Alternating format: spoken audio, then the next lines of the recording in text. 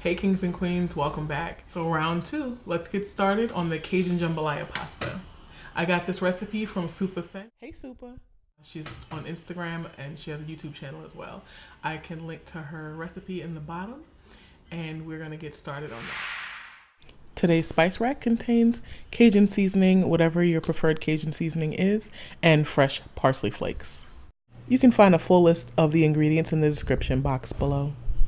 I used 2 cans of diced tomatoes, basil, garlic, and oregano, and one is roasted with garlic. I also have penne pasta. You can use the sausage of choice. Smoked sausage is preferred, as well as 1 chicken breast and shrimp. I didn't add chicken to my recipe, but I'll most certainly tell you when to add it for yours. Bring 5 quarts water to a boil for the pasta and cook the pasta as directed on the box. Now it's time to start to prepare the fresh garlic and the peppers. So you mince the garlic cloves. I minced 5 garlic cloves. And then I took about 5 or 6 peppers and I chopped them julienne style. Take 2 tablespoons of olive oil, put it in the pot on medium heat. And then now you're going to saute your peppers. You're going to saute them for probably about 10 minutes, 5 to 10 minutes, until they are soft. You can test to see if they're soft by just breaking one with the spatula. At this point, you can add your smoked sausage. You're going to saute that until the sausage is brown. Once the sausage is brown, add the chicken, cut it up in like cubes at this point, and you can throw that in there. That should cook for about maybe 5 minutes before you add the sauce. This ensures the chicken is brown on all sides. That should take about 5 minutes, and then we start on our Alfredo sauce. You're going to take 5 cloves, 1.5 sticks of butter in a medium saucepan and let it cook on medium low, and it will begin to boil.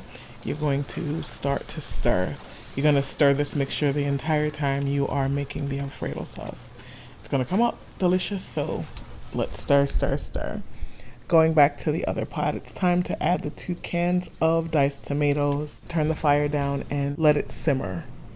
Now back to the Alfredo sauce. You're going to stir it vigorously as it begins to boil, and then you are going to add heavy whipping cream to the mixture and continue to stir, stir, stir, stir, stir, stir, stir, stir, stir, stir, and stir, stir, stir.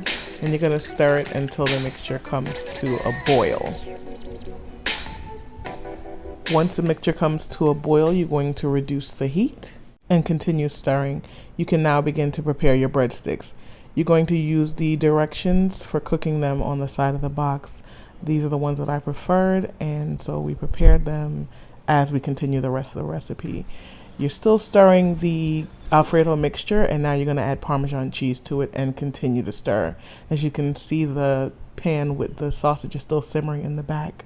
You're going to add the Cajun seasoning to your Alfredo also. We use Grated here, and some people use Turnley Saturies, but it's all in preference. Whatever Cajun seasoning you're going to use, you use that now. You're now going to put the shrimp on top of the sausage mixture, add the pasta on top of that, and then you're going to pour your hot Alfredo sauce over the mixture and begin to stir. You mix it all together. Make sure you cook it for about 5 more minutes, stirring and seasoning it to taste. You'll taste it and determine whether or not you love the flavor. I added a little bit more Grated to it because it contains all the seasonings that you need. And this is the finished product. You're going to plate it, whatever plate you're going to use. I use a bowl because we add a lot of the Alfredo sauce to the bottom. And once you're finished adding the food to the bowl, we garnished using parsley and we top with fresh Parmesan cheese.